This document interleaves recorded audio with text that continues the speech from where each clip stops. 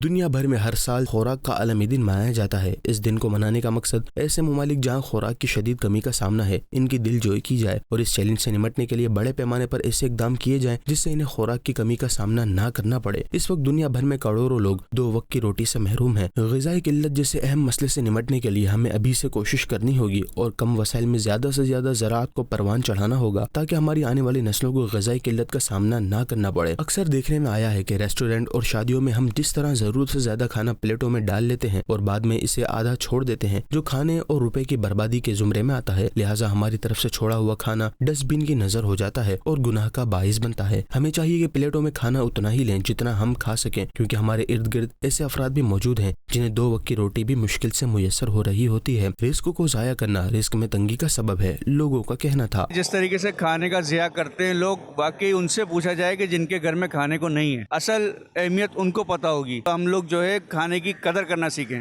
ان کے پاس ان سے نصیحت لیں جن کے پاس کھانے کو نہیں ہے۔ مین وجہ ہماری تربیت ہے کہ جو کہ ہماری نہیں کی جاتی۔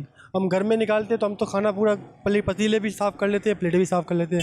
ایسا ہی ہم اگر کسی دعوت میں آتے ہیں، کسی لنگر میں آتے ہیں، کسی محفل میں آتے ہیں یا کسی بھی تقریب میں آتے ہیں تو ہماری کوشش یہ ہوتی ہے کہ ہم سب کچھ بھر لیں، چاہے کھائیں یا نہ کھائیں، کھانا اتنا ہی نکالا جائے جتنا ہم کھا سکیں۔ رزق کا ادب و احترام ہمارے پیارے آقا صلی اللہ علیہ وآلہ وسلم نے بھی سکھایا ہے۔ حدیث پاک میں ہے کہ ام المؤمنین حضرت سیدنا عائشہ صدیقہ رضی اللہ عنہا فرماتی ہیں، نبی پاک صلی اللہ علیہ وآلہ وسلم اپنے مکان میں تشریف لائے، روٹی کا ٹکڑا پڑا ہوا دیکھا، اس کو لے کر پہنچا، پھر کھا لیا اور فرمایا، اے عائشہ اچھی چیز کا احترام کرو، یہ چیز یعنی روٹی جب کسی قوم سے بھاگی ہے تو لوٹ کر نہیں آئی۔